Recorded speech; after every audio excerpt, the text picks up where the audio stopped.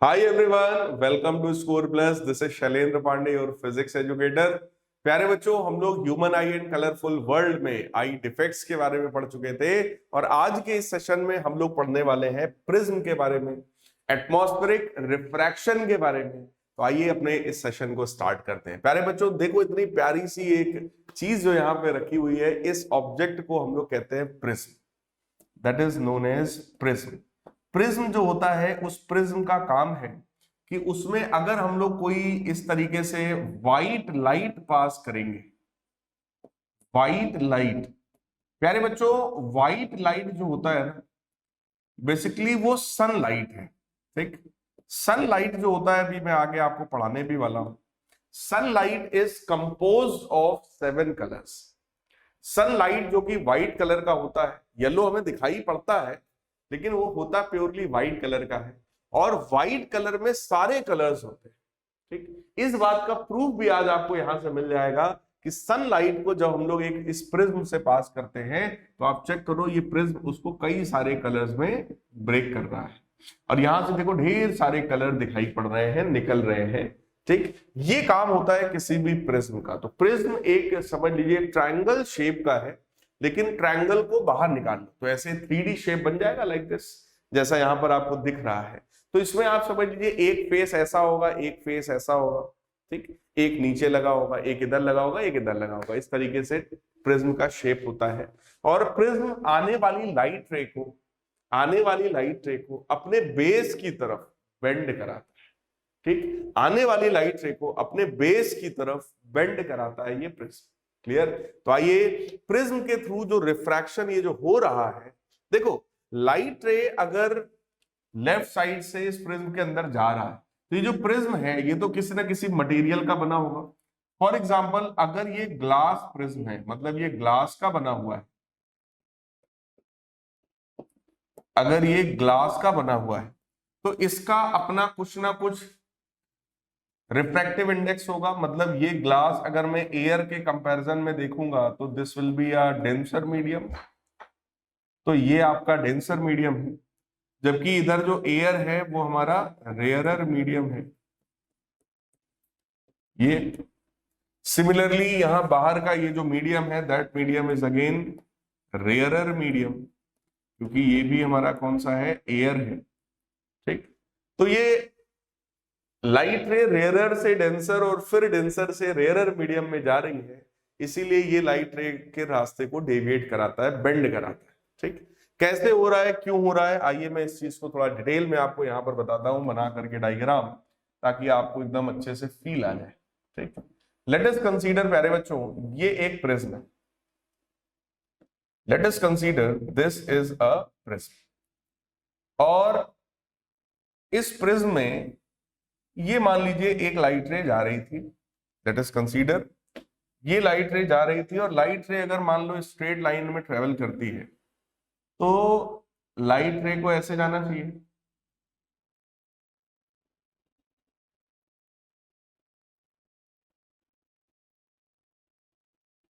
Like this. Light रे इस तरीके से आई है, उसको ऐसे इस रास्ते से जाना चाहिए। लेकिन क्योंकि प्यारे बच्चों इधर का ये जो मीडियम है, इधर एयर है, इधर एयर है, तो ये आपका रेयरर मीडियम हुआ, ये आपका ग्लास है, तो वो एयर के कंपैरिजन में डेंसर मीडियम हुआ। तो लाइट रे अगर रेयरर से डेंसर जा रही है तो बोलो नॉर्मल की तरफ बेंड होगी, है ना। सबको पता है लाइट रे विल बेंड टुवर्ड्स नॉर्मल, लेकिन अपने को पहले नॉर्मल तो पता हो कि यहां पर नॉर्मल है कैसा। तो प्यारे बच्चों, नॉर्मल यहां पर कुछ इस तरीके का होगा। ये देखिए, नॉर्मल के लिए सीधा सा सिर्फ एक फंडा होता है, it is always perpendicular to the surface. तो ये देखिए, ये हमारी सरफेस है और ये इस सरफेस के परपेंडिकुलर है। ये रहा हमारा पहली वाली सरफेस पर नॉर्मल। क्लियर? लाइट रे को जाना था इस रास्ते में, but this will bend towards normal. तो लाइट रे जो है वो नॉर्मल की तरफ प्यारे बच्चों बेंड हो जाएगी। अगर वो नॉर्मल की तरफ बेंड होगी तो लाइट रे कुछ इस तरीके से मूव कर जाएगी। क्लियर? तो लाइट रे ऐसे आई थी और इस तरीके से लाइट रे जा रही है। अब क्योंकि ये लाइट रे ग्लास से इधर देखिए एयर की तरफ जा रही है। ग्लास के रिस्पेक्ट में एयर जो है आपका वो फिर से रेयरर मीडियम है। इस बार लाइट रे प्यारे बच्चों डेंसर से रेयरर मीडियम में जा रही है, so it will bend away from normal. तो मैंने इस सरफेस पर देखो ऐसे नॉर्मल बनाया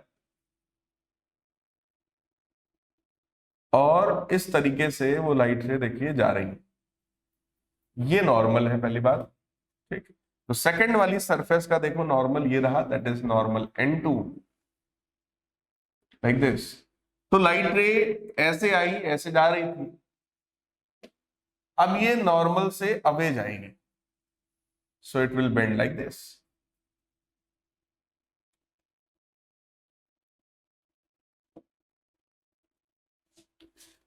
आने वाली लाइट रे का नाम अगर मैं लिख दूं PQ, तो प्यारे बच्चों ये जो PQ है this is known as incident ray.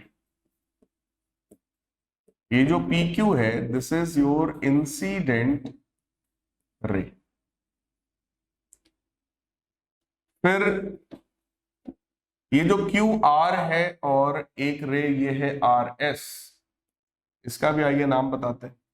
ये तो आने वाली रे है इंसिडेंट रे। QR जो है ये आपकी रिफ्रैक्टेड रे है। QR जो है दैट इज रिफ्रैक्टेड रे।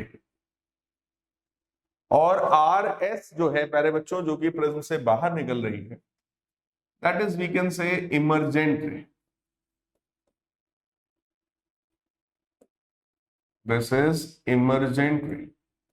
तो इंसिडेंट रे आई है, रिफ्रैक्टेड रे अंदर गई है और इमर्जेंट रे बाहर निकल रही। क्लियर? ऑब्जर्व करने वाली चीज ये है कि लाइट रे, इंसिडेंट लाइट रे इस डायरेक्शन में थी और फाइनली इमर्जेंट रे इस डायरेक्शन में गई। यानी कि इस प्रिज्म ने क्या किया, इस प्रिज्म ने उस लाइट रे को इतना एंगल डेविएट करा दिया। इस एंगल को हम लोग इस सिंबल से, डेल्टा सिंबल से रिप्रेजेंट करते हैं, डेल्टा सिंबल से। इस डेल्टा को कहा जाता है प्यारे बच्चों angle of deviation. This is known as angle of deviation, angle of deviation. ठीक, सो लाइट रे जो आई उसको जाना था ऐसे, बट लाइट रे चली गई ऐसे। तो प्रिज्म ने क्या कराया, प्रिज्म ने रिफ्रैक्शन के थ्रू लाइट रे को अपने बेस की तरफ, ये बेस है ना, उस बेस की तरफ इसने लाइट रे को बेंड करा दिया प्यारे बच्चों। ठीक, अगर प्रिज्म का नाम है मान लो ABC, तो ये BC वाली ये जो साइड है इसको बोलते हैं बेस। ये जो एंगल है A, इस A वाले एंगल को प्यारे बच्चों बोलते हैं एंगल ऑफ प्रिज्म। इस A को क्या बोलते हैं, एंगल ऑफ प्रिज्म। ये प्रिज्म का एंगल है। ठीक, तो लाइट रे ऐसे आई, इस तरीके से गई और फिर फाइनली इमर्जेंट हो गई, निकल गई। होता क्या है प्यारे बच्चों कि जो व्हाइट लाइट है that is composed of many colours. White light में प्यारे बच्चों बहुत सारे कलर्स होते हैं, so we can write here white light is composed of, white light is composed of all colors। White light जो होता है उसमें सारे ही कलर्स होते हैं, and every colour has different wavelength. Every colour has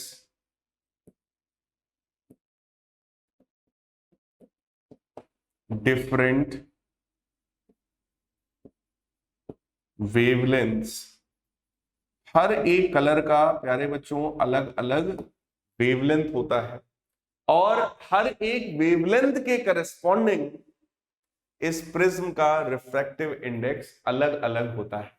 ये प्रिज्म जो कि ग्लास का बना हुआ है, इसका रिफ्रैक्टिव इंडेक्स किस पर डिपेंड करता है, वेवलेंथ पर। जब आप लोग क्लास 12th में आएंगे तो आपको थोड़ा और डिटेल में चीजें बताई जाएंगी। एक रिलेशन होता है कॉची रिलेशन, उसके थ्रू पता चलता है कि जो रिफ्रैक्टिव इंडेक्स है, that refractive index n is we can say inversely proportional to wavelength। ठीक, कॉची रिलेशन कुछ अलग है, उसकी बात करेंगे कभी जब आप थोड़ा सा और बड़े होंगे, या कभी लाइव सेशन में जब आपको पढ़ा रहे होंगे तब इसकी बात मैं आपसे करूंगा। फिलहाल अभी आप समझ लो refractive index is inversely proportional to wavelength. Clear, inversely proportional to wavelength. और प्यारे बच्चों, refractive index angle of deviation पर भी डिपेंड करता है। Refractive index is dependent on, we can say refractive index is proportional to, we can say proportional to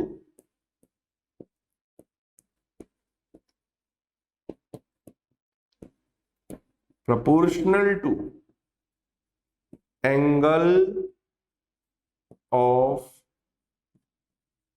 deviation। और angle of deviation बोलो delta होता है। ठीक, एंगल ऑफ डेविएशन जो होता है प्यारे बच्चों डेल्टा होता है ना। इवन जब आप 12th में आओगे तो आप एक रिलेशन भी पढ़ोगे, for small prism angle, for small prism angle, यानी प्रिज्म वाला जो एंगल है ना, ए एंगल, अगर ये ए एंगल बहुत छोटा हो तो एंगल डेल्टा जो होता है प्यारे बच्चों वो n-1 टाइम्स ए के बराबर होता है। डेल्टा जो होता है वो n-1 टाइम्स ए के बराबर होता है। इसका मतलब आप ध्यान से देखो, ये जो एंगल डेल्टा है, angle of deviation, that is directly proportional to refractive index. जिस कलर का रिफ्रैक्टिव इंडेक्स ज्यादा होगा उसके लिए एंगल ऑफ डेविएशन प्यारे बच्चों कम होगा। ठीक, जिस कलर के लिए रिफ्रैक्टिव इंडेक्स ज्यादा होगा उसके लिए एंगल ऑफ डेविएशन भी ज्यादा होगा। और अगर एंगल ऑफ डेविएशन ज्यादा है, रिफ्रैक्टिव इंडेक्स ज्यादा है, तो वेवलेंथ उस कलर के लिए कम होगा।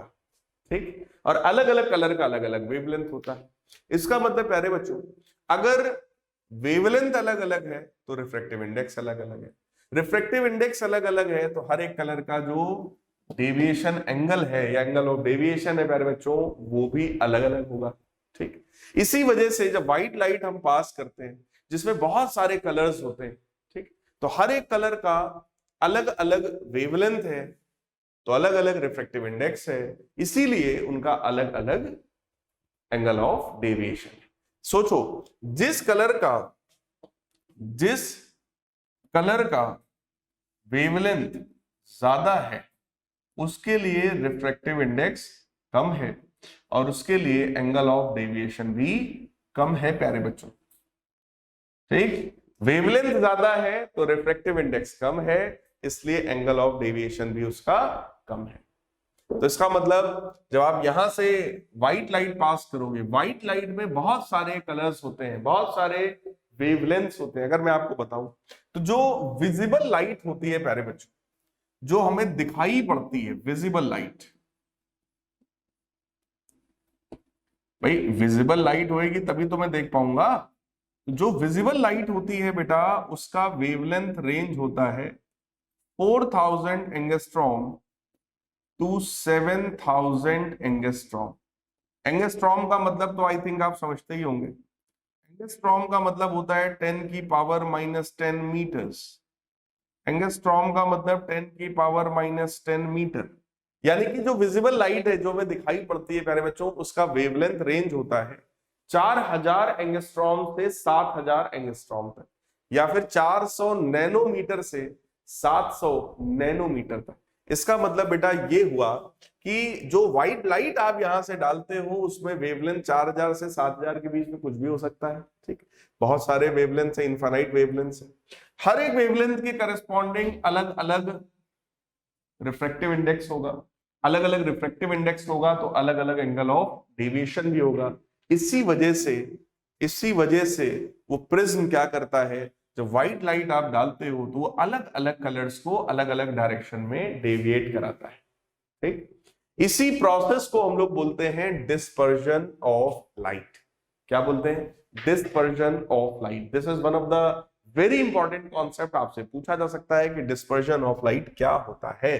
तो डिस्पर्जन ऑफ लाइट का मतलब splitting of white light into its component colors whenever it is passed through a glass prism is called dispersion of light।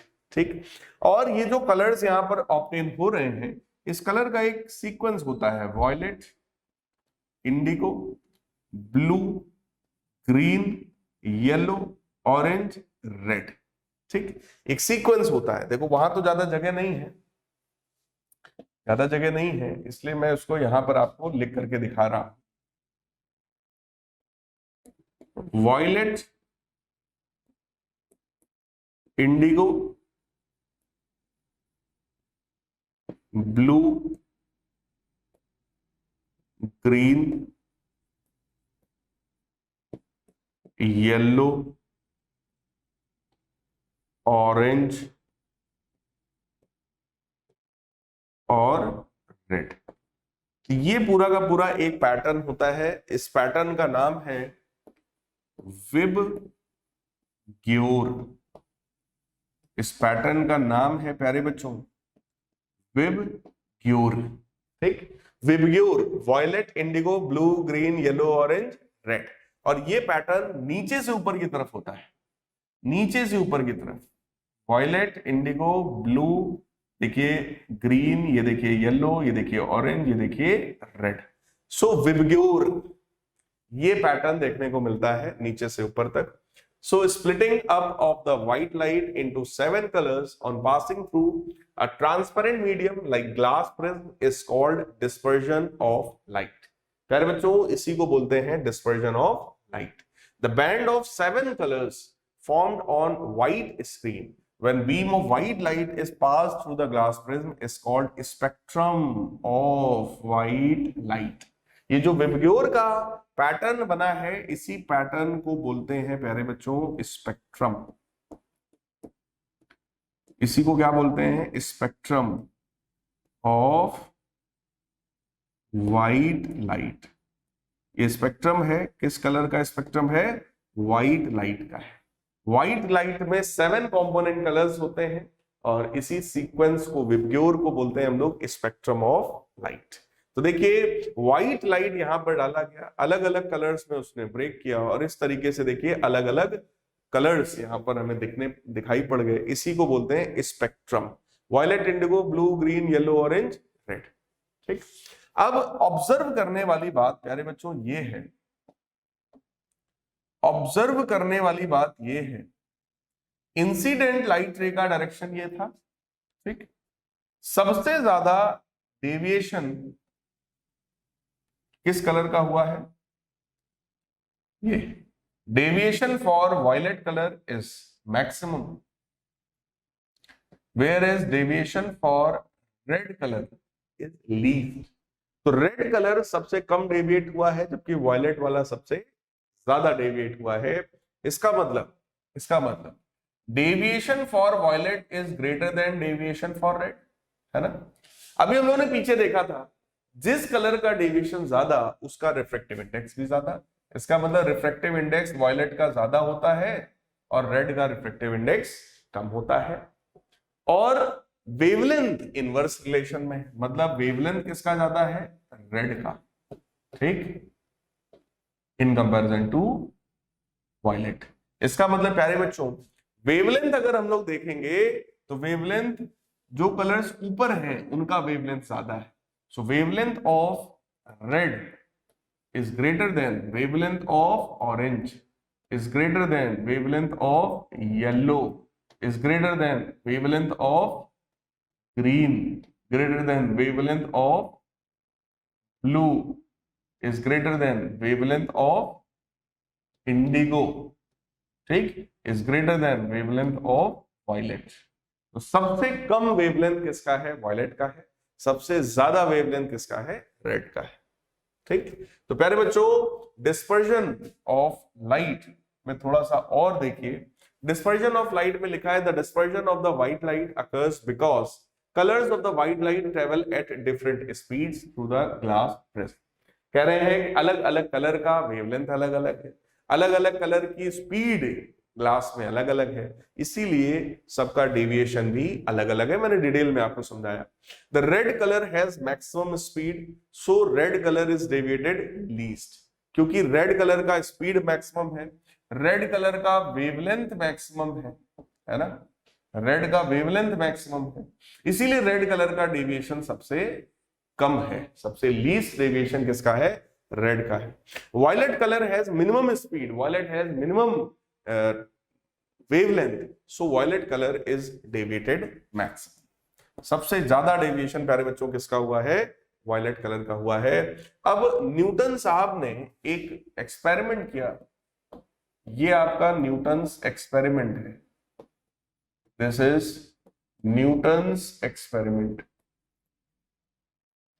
क्या किया न्यूटन साहब ने? देखो जरा, न्यूटन साहब ने एक्सपेरिमेंट में एक सीधा प्रिज्म लिया, व्हाइट लाइट डाला गया और वो 7 पार्ट्स में टूट गया, तोड़ दिया।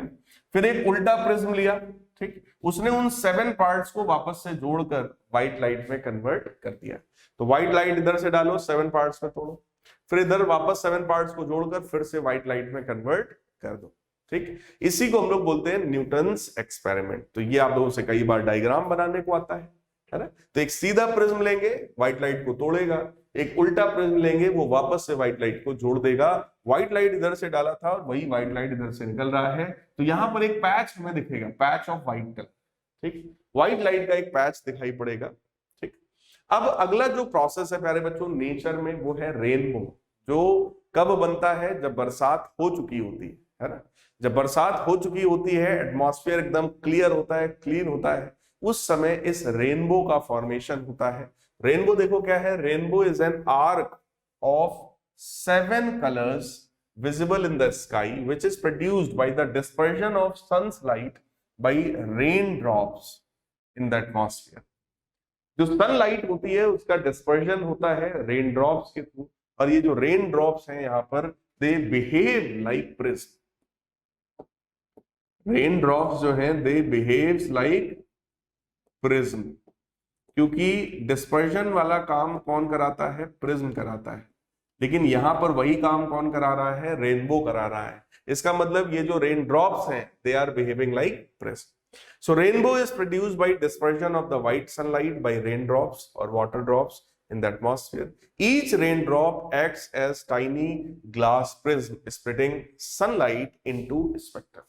ये जो sunlight है उसको 7 पार्ट्स में स्पेक्ट्रम के फॉर्म में कन्वर्ट करने का काम हर छोटी छोटी रेन ड्रॉप्स करती हैं, और यही कारण है रेनबो के फॉर्मेशन का। प्यारे बच्चों, रेनबो का फॉर्मेशन अगर मैं आपको थोड़ा और एग्जैक्टली समझाऊं तो देखो ये सन है, सन से आने वाली ये देखिए सनलाइट है ना, this is white light from the sun. ये कोई भी वाटर की एक ड्रॉपलेट है, ठीक। वाटर की ड्रॉपलेट का बिहेवियर देखो, जब लाइट एयर से उस वाटर के अंदर जाती है तो रेयर से डेंसर जा रही है, इसलिए नॉर्मल की तरफ बेंड हुई। लेकिन वही बात आई कि अलग अलग कलर्स का रिफ्रैक्टिव इंडेक्स अलग अलग है, उसका एंगल ऑफ डेविएशन अलग अलग है, इसीलिए उसने 7 कंपोनेंट कलर्स में तोड़ा। उसके बाद एक प्रोसेस यहां पर होगा टोटल इंटरनल रिफ्लेक्शन, मैं आपको पढ़ा चुका हूं। अगर angle of incidence critical angle से ज्यादा होता है ना, अगर angle of incidence critical angle से ज्यादा होता है तो लाइट रे उसी मीडियम में रिफ्लेक्ट हो जाती है। इसी प्रोसेस को बोलते हैं टोटल इंटरनल रिफ्लेक्शन। तो ये स्पेक्ट्रम यहां पर आया, TIR हुआ, फिर यहां पे देखो रिफ्रैक्शन हुआ, डेंसर से रेयर जा रहा है इसलिए नॉर्मल से अवे बेंड हुआ, और यहां कहीं पर आइज है, ठीक। तो इस तरीके का पूरा पैटर्न दिखाई पड़ा, और जब लाइट रे इस डायरेक्शन में आइज में आएगी तो इसके जस्ट इधर की तरफ यहां कहीं पर रेनबो का फॉर्मेशन होगा। तो रेनबो कहां फॉर्म होता है ये भी देख लो, अगर इधर सन है तो सन के अपोजिट डायरेक्शन में यहां कहीं पर रेनबो फॉर्म होगा, और इधर से आइज देख रही है, इधर से जो ऑब्जर्वर है वो देख रहा है, क्लियर। तो ये पोजीशन होता है रेनबो के फॉर्मेशन का। ये रे डायग्राम बहुत ही इंपॉर्टेंट है, आप लोगों से पूछा जा सकता है रेनबो क्या है, कैसे बनता है, रे डायग्राम के थ्रू एक्सप्लेन करिए। तो वो रे डायग्राम बनाकर जरूर आप लोग एक बार प्यारे बच्चों प्रैक्टिस कर लीजिएगा। अगला देखो क्या है, एटमॉस्फेरिक रिफ्रैक्शन।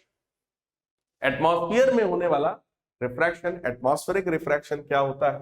तो बच्चों देखो, अगर हम लोग किसी भी स्टार की बात करते हैं, मान लो सन की बात करते हैं, सन के आसपास का जो एटमॉस्फेयर है, सन के आसपास का जो टेम्परेचर है, वो टेम्परेचर बहुत ही ज्यादा है, करोड़ों डिग्री सेल्सियस सन के आसपास का टेम्परेचर है। इसलिए सन के आसपास का जो मीडियम होता है वो रेयरर मीडियम होता है, बहुत ही ज्यादा रेयरर मीडियम होता है। जैसे जैसे सन से अर्थ की तरफ आप बढ़ोगे, टेम्परेचर जो है वो कम होने लगेगा। सन के पास करोड़ों डिग्री था, लेकिन अर्थ के पास करोड़ों डिग्री का टेम्परेचर नहीं होता। इसका मतलब टेम्परेचर जो है वो लगातार कम हो रहा है। तो मीडियम डेंसर हुआ और डेंसर हुआ और डेंसर हुआ और डेंसर हुआ। इसका मतलब जब सन से अर्थ की तरफ आदमी बढ़ेगा तो मीडियम ठंडा होता जाएगा, और ठंडा और ठंडा और ठंडा और ठंडा और ठंडा।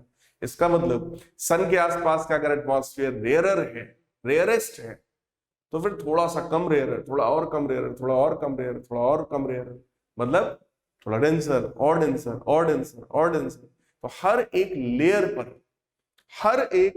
पर प्यारे बच्चों एटमॉस्फेरिक रिफ्रैक्शन होता है, क्योंकि हर एक लेयर पीछे वाली लेयर के कंपैरिजन में ज्यादा डेंसर होती चली जा रही है। ठीक, तो वहां पर एटमॉस्फेरिक रिफ्रैक्शन होगा। So the refraction of the light caused by the earth's atmosphere having air layers of varying optical densities is called atmospheric refraction. इसी को एटमॉस्फेरिक रिफ्रैक्शन कहते हैं। एटमॉस्फेरिक रिफ्रैक्शन का ही एक एग्जांपल है ट्विंकलिंग ऑफ स्टार्स। आप सबने पोएम पढ़ी होगी, ट्विंकल ट्विंकल लिटिल स्टार। तो जो स्टार कोई भी जो चमकता है, ट्विंकलिंग जो होती है, वो आखिर क्यों होती है? तो that is due to atmospheric refraction of stars light. Star की लाइट का atmospheric refraction. The continuously changing atmosphere refracts the light from the stars by different amount from one moment to next। Her moment पर, क्योंकि ये atmosphere की वजह से refraction हो रहा है, तो वो अलग अलग तरीके से होता है। कभी लाइट ज्यादा आपकी आईज में आती है, कभी लाइट कम आती है, ड्यू टू एटमॉस्फेरिक रिफ्रैक्शन। इसी वजह से वो जो स्टार है वो कभी ज्यादा चमकदार दिखाई पड़ता है, कभी कम दिखाई पड़ता है। तो इस फिगर में देखो, ये कुछ हैं जो ज्यादा चमकदार दिखाई पड़ते हैं, लेकिन कुछ ऐसे देखो इधर वाले, ये सब जो है ये सब कम चमकदार दिखाई पड़ते हैं, है ना। तो इसी को बोलते हैं twinkle. When atmosphere refracts more star light towards us, star appears to be bright. जब एटमॉस्फेयर ज्यादा लाइट आपके पास तक आने देता है तो चमकदार स्टार दिखाई पड़ता है। And when the atmosphere refracts less star light, then star appears to be dim. जब ज्यादा लाइट आपकी आईज में आती है तो चमकदार दिखाई पड़ता है, जब कम लाइट आती है प्यारे बच्चों तो वो डिम दिखाई पड़ता है। Clear? The stars seem higher than they actually are। Star जितनी ऊंचाई पर है उससे ज्यादा ऊंचाई पर हमें दिखाई पड़ते हैं। आखिर ऐसा क्यों होता है? तो देखो जरा, अगर मान लो ये स्टार का एक्चुअल पोजीशन है और ये आईज है, तो इधर से जब लाइट रे आपकी आईज में आती है तो स्ट्रेट लाइन में ट्रेवल नहीं करती है, क्योंकि स्टार के आसपास का मीडियम कैसा है? रेयरेस्ट। उधर से अर्थ की तरफ जब आएगा लाइट तो डेंसर और डेंसर और डेंसर और डेंसर। तो अगर मान लो ये सन है और ये अर्थ है, तो सन से अर्थ में लाइट रे एकदम ऐसे नहीं जाती है, ये लाइट रे ऐसे जाती है, बेंड होते होते होते। ठीक, अगर ये लाइट रे इस तरीके से देखो बेंड होते हुए आएगी, तो इस आइस को ऑब्जेक्ट कहां दिखेगा? भाई हमारी आइस की तो आदत है कि अगर आने वाली लाइट रे ऐसे आई है तो हमको ऑब्जेक्ट ऐसे यहां दिखाई पड़ेगा, उस ऑब्जेक्ट की इमेज। वही काम यहां पर हुआ प्यारे बच्चों। ठीक, ऐसे लाइट रे आई है बेंड होकर, इसलिए इमेज वहां पर बनी है। इसीलिए वो जो स्टार है वो आपको हायर हाइट पर दिखाई पड़ता है। Advance sunrise and delayed sunset. Sunrise 2 minute पहले हमें दिखने लगता है और सनसेट होने के 2 मिनट बाद तक सन दिखाई पड़ता रहता है। क्यों? देखो, अगर इस हॉरिजॉन की बात करें, हॉरिजॉन के नीचे जब सन होता है, ठीक, इसके नीचे जब सन होता है तो देखो यहां से आने वाली लाइट रे ऐसे बेंड होते हुए आती है तो हमको यहां दिखाई पड़ने लगता है। मतलब जब वो यहां था तभी उसी समय हमको यहां पर दिखाई पड़ा। तो ये ओरिजिनल पोजीशन ऑफ सन है, जबकि ये अपरेंट पोजीशन ऑफ सन है जो हमें दिखाई पड़ रहा है। तो जब सन यहां होता है तभी हमको यहां दिखाई पड़ने लगता है और हमको लगता है सनराइज हो गया। तो सनराइज होने के 2 मिनट पहले ही सनराइज हमें दिखने लगता है और सनसेट होने के 2 मिनट बाद तक हमें सन दिखाई पड़ता रहता है। इसका मतलब 4 मिनट का यहाँ पे डिफरेंस प्यारे बच्चों सनराइज और सनसेट में आ जाता है। इसके बाद एक बहुत ही इंपॉर्टेंट कॉन्सेप्ट और आता है जिसको हम लोग बोलते हैं scattering of light. Scattering of light का मतलब होता है मीडियम के जो पार्टिकल्स होते हैं उनके बेसिस पर लाइट रे का बिखर जाना, स्कैटर हो जाना। जब लाइट के रास्ते में मीडियम के पार्टिकल्स आते हैं तो लाइट रे बिखर जाती है और इसी प्रोसेस को बोलते हैं हम लोग स्कैटरिंग ऑफ लाइट। तो देखिए जरा, scattering of light means to throw light in various random directions. अलग अलग डायरेक्शंस में लाइट रे को इधर उधर थ्रो करना स्कैटरिंग है। Light is scattered when it falls on various types of suspended particles in its path. Light के रास्ते में प्यारे बच्चों जब अलग अलग तरह के पार्टिकल्स आते हैं तब लाइट की वहां पर स्कैटरिंग हमें देखने को मिलती है। ठीक, एक बहुत ही important, this is one of the very important concept, Tyndall effect. What is Tyndall effect? Tyndall effect वही काम है स्कैटरिंग ऑफ लाइट का ही है, यानी scattering of the light by particles in its path. Light के रास्ते में जो पार्टिकल्स होते हैं उनकी वजह से जो उसकी स्कैटरिंग होती है प्यारे बच्चों, उसी को हम लोग बोलते हैं Tyndall effect. So when a beam of sunlight enters a dusty room through a window, then its path becomes visible to us. उसका जो पाथ है वो विजिबल हो जाता है जब सनलाइट किसी विंडो के थ्रू आती है। क्यों विजिबल हो जाता है? क्योंकि वहां पर मीडियम के पार्टिकल्स हैं। This is because tiny dust particles present in the air of the room scatter the beam of the light all around the room, and when the scattered light enters our eyes we can see the beam of। होता क्या है, अगर आपके कमरा एकदम अंधेरा हो और उसमें एक रोशनदान कहीं खुला हो, विंडो कोई खुला हो, उससे जब सनलाइट आती है तो देखो हमें उसका पाथ दिखाई पड़ता है। क्यों दिखाई पड़ता है? क्योंकि वहां मीडियम के जो पार्टिकल्स हैं, जो डस्ट के पार्टिकल्स हैं, उनकी वजह से लाइट की स्कैटरिंग होती है। क्लियर है प्यारे बच्चों? लाइट की स्कैटरिंग जब होती है तो वही हमें अलग अलग दिखाई पड़ता है। सो टिंडल साइंटिस्ट ने discovered that when white light consisting of 7 colors is passed through a clear liquid having small suspended particles in it। टिंडल साहब ने यह देखा था कि जब हम व्हाइट लाइट जिसमें 7 कंपोनेंट कलर्स होते हैं, जब उसको हम लोग पास करते हैं किसी क्लियर लिक्विड से having small suspended particles in it, then blue color of light, blue color of the white light having shorter wavelength, मैंने आपको पहले ही बताया ब्लू कलर का वेवलेंथ कम होता है।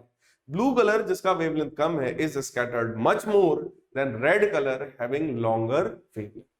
तो ये पता चलता है कि जब व्हाइट लाइट को आप पास कराते हो किसी क्लियर लिक्विड सॉल्यूशन से, तो ब्लू कलर की स्कैटरिंग ज्यादा होती है in comparison to red colour. यानी कि एक चीज और समझो, जिसका वेवलेंथ कम है उसके लिए स्कैटरिंग ज्यादा है। So scattering is inversely proportional to wavelength also. जिस कलर का प्यारे बच्चों वेवलेंथ ज्यादा होगा उस कलर की स्कैटरिंग जो है वो कम होगी। तो ये कॉन्सेप्ट भी आप लोग अपने दिमाग में रखिएगा।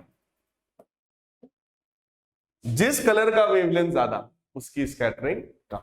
ठीक, वेवलेंथ किसका ज्यादा होता है इसका मैं तरीका, उसका ट्रिक मैं आपको सिखा चुका हूं। जिस कलर का डेविएशन ज्यादा यानी वॉयलेट, उसके लिए रिफ्रैक्टिव इंडेक्स ज्यादा और उसका वेवलेंथ कम। ठीक, जिसका वेवलेंथ कम उसकी स्कैटरिंग ज्यादा।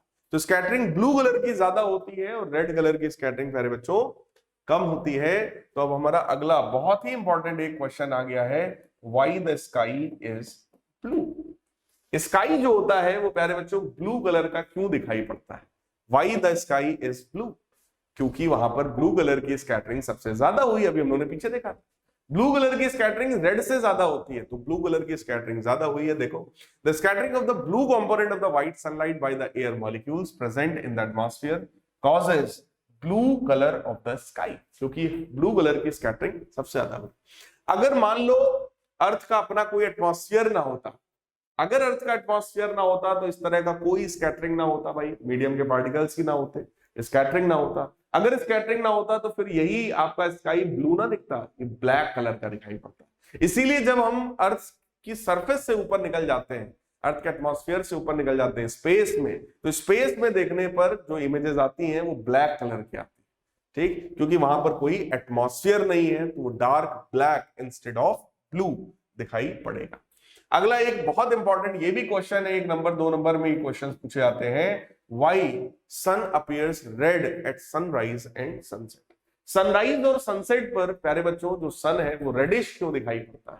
क्योंकि तब तक जो blue component of the light है वो फेड अप हो चुका, उसकी स्कैटरिंग हो चुकी है, अब सिर्फ रेड कलर बचता है। ठीक, तो देखो, the sun and the surrounding sky appears red at sunrise and sunset because at that time most of the blue color present in the sunlight has been scattered out. Blue colour की scattering हो चुकी है and away from our line of site, हमारी line of site से, हमारी देखने की क्षमता से आउट हो चुकी है, तो हमको वो ब्लू कलर दिखाई नहीं पड़ता है, leaving behind mainly red colour in direct sunlight beam that reaches our eye. तो ब्लू कलर की इतनी स्कैटरिंग हो चुकी है कि वो हमारी लाइन ऑफ साइट से दूर जा चुकी है, ठीक, हमारी कैपेसिटी से बाहर है, वो हमें दिखाई नहीं पड़ रहा है। तो सिर्फ और सिर्फ कौन से कलर्स बचते हैं, रेड, ऑरेंज, येलो, तो वही आपको कलर्स दिखाई पड़ेंगे। तो रेडिश जो है वो अपीयरेंस यहाँ पर आता है। तो आई होप प्यारे बच्चों ये जो छोटे छोटे क्वेश्चंस हैं atmospheric refraction of light, scattering of light के, ये आपको बहुत अच्छे समझ में आए होंगे। सभी लोग कमेंट करके बताइएगा ये लेक्चर कैसा रहा, और सभी लोग ये जितनी चीजें मैंने बताई है प्यारे बच्चों जरूर से इसके नोट्स बना लीजिएगा, रे डायग्राम बना लीजिएगा, ठीक, डायग्राम जितने मैंने सिखाए हैं, दिखाए हैं, आपको यहाँ पर एक्सप्लेन किए हैं, उनको कॉपी पर जरूर बना लीजिएगा। जितना मैंने पढ़ाया है यही इतना एग्जाम में आएगा, इसके बाहर कुछ नहीं आएगा। बहुत ज्यादा इधर उधर की चीजें पढ़ने की कोशिश मत करिएगा प्यारे बच्चों, जितनी चीजें पढ़ा रहे हैं इसको सिर्फ आप कंप्लीटली अच्छे से एकदम तैयार करिए, और बहुत जल्द हम लोग न्यूमेरिकल सीरीज भी लेकर के आएंगे। तो मिलते हैं अपने नेक्स्ट सेशन में, तब तक के लिए गुड बाय, टेक केयर।